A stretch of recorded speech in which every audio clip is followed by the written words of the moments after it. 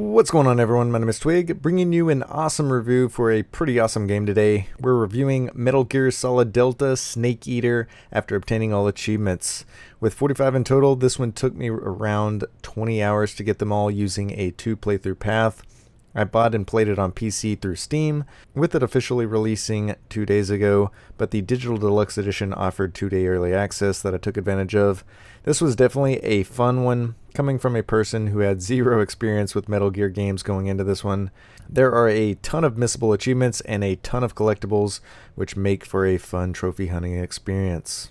If you're new here, I 100% games and do reviews over them. I'm building a catalog that documents all the games that I complete, from indie to AAA. I pretty much do them all. Metal Gear Solid Delta is, as all of you know by now, a remake of the original Metal Gear Solid 3 that released back in 2004. Not only does it give a fresh coat of paint in the visuals and graphics department, there are a ton of minor tweaks and changes that help bring this game up to modern standards while keeping the feel of the original. Updated 3D audio enhances the jungle atmosphere and brings to life that survival stealth action experience.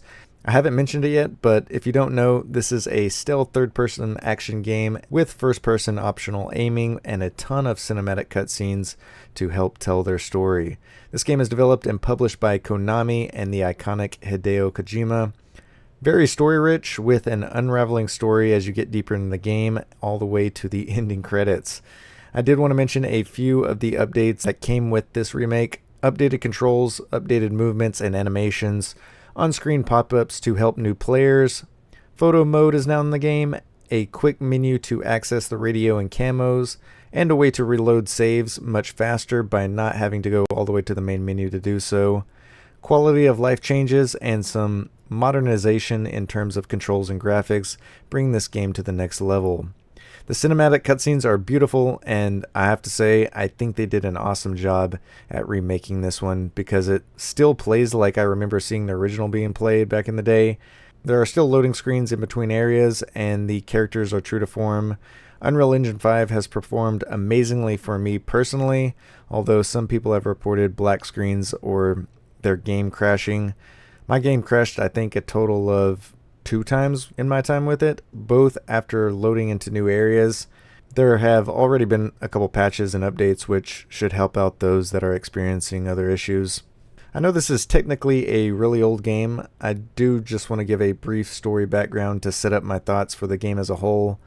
In the middle of the Cold War, Snake infiltrates the Soviet Union to escort and rescue a defecting scientist known as Sokolov. However, the mission ends in failure when Snake's mentor, who is a Special Forces soldier, betrays him and helps the bad guy, Colonel Volgin, capture Sokolov for his own personal plans. Now, Snake must return to Soviet territory to once again rescue Sokolov and embark on a new mission to eliminate his mentor, and it's a mission that will mark the start of a new legend.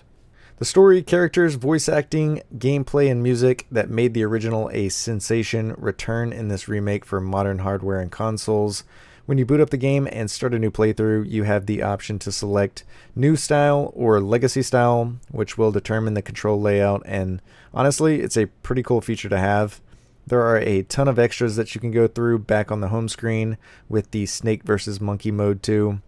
There are a few different difficulty levels that you can choose from in this one. Very easy, normal, hard, and extreme.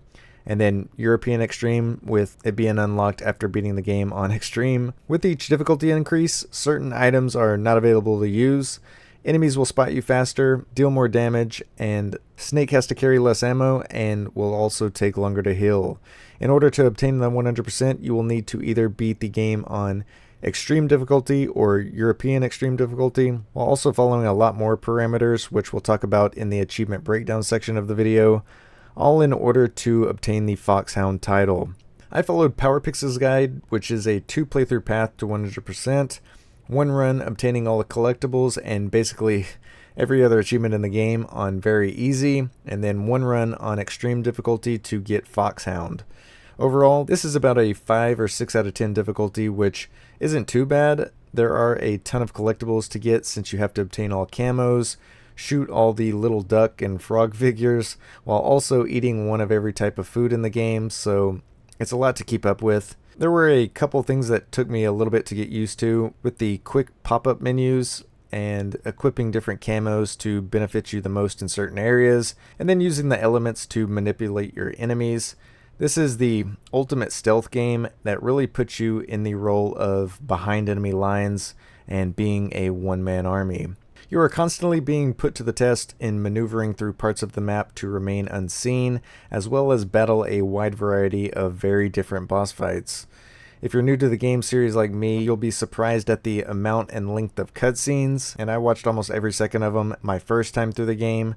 I personally love the CQC combat and the first-person aiming, and combat as a whole feels great. I know we can't go through all 45 of these achievements, so I'll just give a brief sweep of what the platinum looks like. Obviously, if you aren't wanting to be spoiled, turn away now. There are a ton of missables throughout the entire game, so saving often is highly recommended.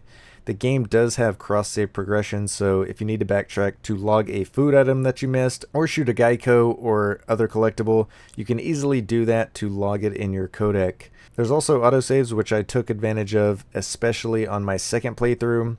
Like I said before, the easiest path to 100% is doing a run on very easy first to get basically every achievement but the Foxhound title, which will need to be done on the second playthrough on extreme difficulty or higher.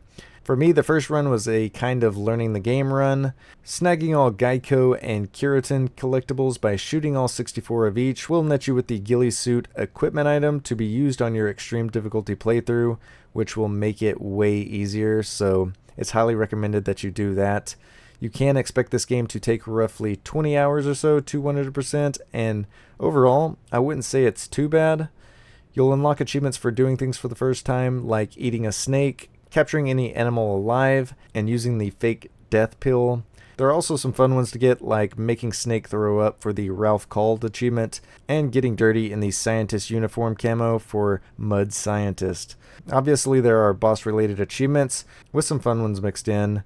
You'll need a pacifist playthrough for clearing the game without killing anyone to unlock Peace Walker, and you'll want to fulfill all camo requirements since they will transfer to your NG Plus playthrough. The CQC achievements were fun to go after as well. There were a lot of really cool achievements in this. Foxhound is definitely the hardest one to get though, with it requiring a pretty solid checklist of requirements. Difficulty has to be set to extreme or harder. You have to complete the run in 5 hours or less with 0 alerts, 0 continues, no humans killed, 20 or less serious injuries, no life medicines used, 5 bars or less of total damage taken, and you can't use any special items like stealth camo, the easy gun, or infinity face paint. That's why having the ghillie suit is so good to have. My playthrough went pretty smooth. Boss fights were a little rough, but other than that, I breezed through the sneaking areas, finishing in 2 hours and 59 minutes. The Foxhound run definitely lived up to the difficulty and expectations I had going into this one. The first playthrough was a ton of fun too. I played through the entire game at the same time as my brother, and he played on his PS5. We grinded this one out pretty quick. After completing this, I'm kind of hoping they do another one, and leave a comment down below which one you think they should do next. I know that Metal Gear 3 goes back in time to before 1 and 2 came out, I think, so maybe they should do 1 next. Either way, I'm glad I decided to review this one. In a week full of other game releases, Metal Gear has been one of the most anticipated games that I wanted to add to my 100% collection. The Snake Eater theme song is absolutely amazing. The characters and tone of the game are like no other, and the gameplay is solid. There are so many features that I think were ahead of its time that I found really cool, like the healing system. And I'm really happy that this game is getting so well received. The story has twists and turns, there's a mix of challenging achievements and fun ones, and it's just an all-around fun time. If you enjoyed this review, feel free to add me on Steam if you game on PC, or check out any of my other reviews. We have a pretty stacked lineup of games releasing within the next week.